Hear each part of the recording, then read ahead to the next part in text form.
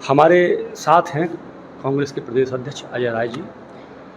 उनसे बात करते हैं संगठन सृजक अभियान पर। संगठन का सृजन और विस्तार करने की पूरी प्रक्रिया चल रही है। अजय जी, स्वागत है आपका अमर उजाला में। जी शुक्रिया। एक सवाल आपसे ये है कि अगर हम अलीगढ़ की ही बात करें तो यहाँ पर कांग्रेस के महानगर और ज़िला दोनों ही संगठनों की, दोनों ही शाखाओं की अगर हम सारे पद जोड़ दें और सारी इकाई जोड़ दें तो 24,000 की संख्या बैठती है। 8 जिलों का यहाँ संगठन सृजन है। इतनी संख्या देखने को तो नहीं मिल रही है। इस विषय पर नहीं, देखिए, संगठन सृजन में हम सबको नहीं बुलाए हैं। इसमें हमने जो बुलाया है, जिले के अध्यक्ष को बुलाया है, शहर अध्यक्ष को बुलाया है और उनकी जो ब्लॉक कमेटीज़ हैं, ब्लॉक कमेटी में केवल अध्यक्ष को बुलाया है। सभी पदाधिकारियों को नहीं बुलाया गया। जिले के न पदाधिकारी बुलाए गए, न शहर के पदाधिकारी बुलाए हैं, न ब्लॉक के पदाधिकारी बुलाए गए हैं। केवल ब्लॉक अध्यक्ष, शहर और जिला अध्यक्ष, इनको बुलाया गया है और उनके जो कोऑर्डिनेटर्स हैं, जिले के कोऑर्डिनेटर्स 4 हैं, ब्लॉक के जो कोऑर्डिनेटर्स हैं उनको बुलाया गया है। और ये केवल और केवल पूरी संगठन को सृजन कैसे करना है, कैसे मजबूत करना है, ये भीड़ के लिए नहीं, ये कि भीड़ इकट्ठा करना है। हम उन प्रोमिनेंट लोगों को बुलाए हैं जिनको आगे संगठन कैसे खड़ा करना है उसकी पूरी तरीके से यहाँ पर उनको यहाँ से दिशा निर्देश दे रहे हैं। फिर ये सवाल रह जाता है कि 24,000 की संख्या है, जैसे सभी अगर पद भर जाएं तो 24,000 की स्ट्रेंथ तो कांग्रेस हो जाती है। नहीं, आपको भी संख्या दिखेगी, 24,000 नहीं, अभी आपको लाखों में लोग दिखेंगे। हम अभी उत्तर प्रदेश के बड़ी रैली करेंगे, उसमें आपको लाखों लाख लोग दिखेंगे और पूरी गांव गलियारे सड़क मजरे में कांग्रेस ही दिखाई देगी। बाकी लोग दूर से देखेंगे कि देखिए कांग्रेस के लोग आज सड़कों पर हजारों लाखों लोग सड़कों पर खड़े हैं। ये पूरी बिहार की सरकार फेल है। बिहार में जंगल राज चल रहा है और बिहार इस समय अपराध की राजधानी बन गया है। आए दिन हत्याएं हो रही हैं।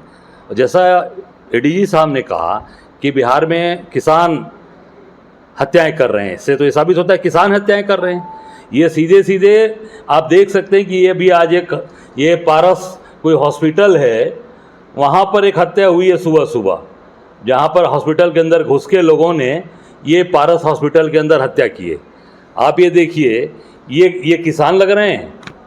आप इसको देखो, ये किसान है कहीं से, ये कहीं से भी किसान है। किसानों का अपमान किया है पूरी तरीके से एडीजी ने और बिहार के सरकार ने। किसानों का अपमान है। ये किसान है कहीं से, किसानों के ऊपर सीधे सीधे ये आरोप लगाया जा रहा है। ये मैं समझता हूँ कि ये पूरी सरकार फेल हो चुकी है। अब जनता निश्चित तौर से इसका जवाब देगी, खासकर किसान। ये सरकार किसान विरोधी है, नौजवान विरोधी है, नौजवानों को नौकरी नहीं दे सकती, महिला विरोधी है। पूरी तरीके से ये सरकार फेल है और निश्चित आने वाले समय में बिहार की जनता इनको उखाड़ कर फेंकेगी। उत्तराखंड सरकार ने भगवत गीता 8वीं तक अनिवार्य कर दी है। ये भगवत गीता तो हमारे साथ पहले से रही। हम भगवत गीता को हमेशा लेकर चलते हैं।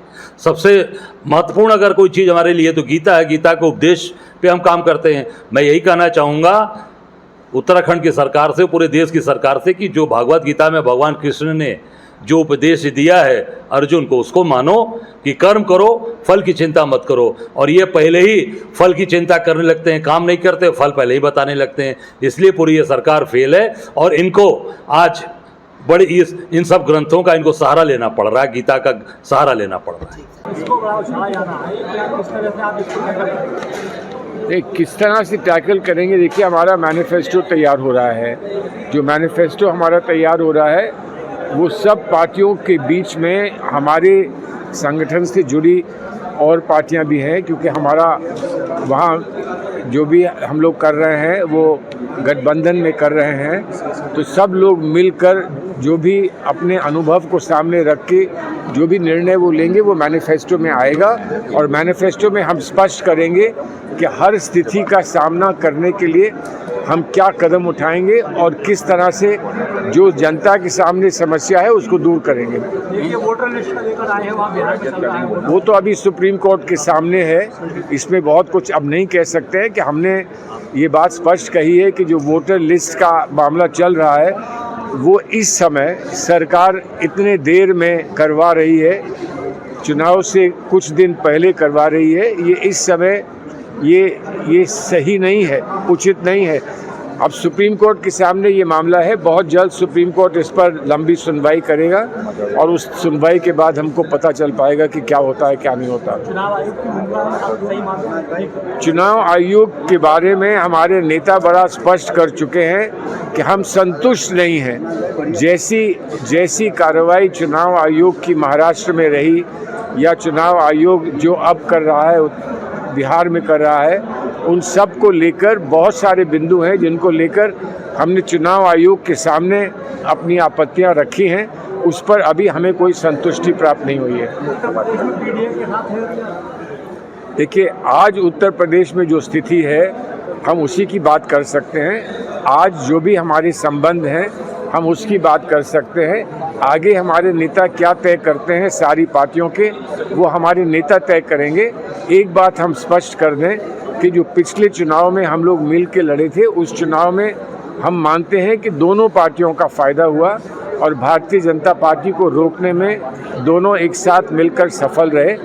इसका अनुभव सामने हमेशा रहेगा, लेकिन इसका मतलब ये नहीं है कि हम ये तय करें कि हम कुछ सीटों पर अपने आप को मजबूत करेंगे, कुछ पर मजबूत नहीं करेंगे।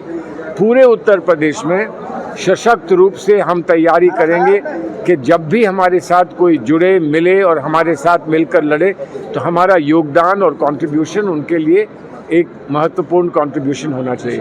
एनसीईआरटी में कल एनसीईआरटी ने जो सिलेबस बदलाव किया उसे कैसे देख रहे हैं? देखिए, जो एनसीईआरटी में और हिस्ट्री राइटिंग में और हिस्ट्री के संबंध में जो बातें कही जाती हैं और करी जा रही हैं, हम मानते हैं कि वो भारतीय सभ्यता का सीधा विरोध है।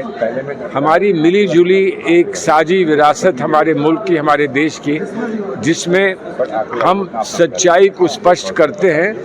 वो सच्चाई कितनी भी तल्ख क्यों ना हो, कितनी भी हमारे लिए तकलीफ दे क्यों ना हो, लेकिन सच्चाई को हम पेश करते हैं।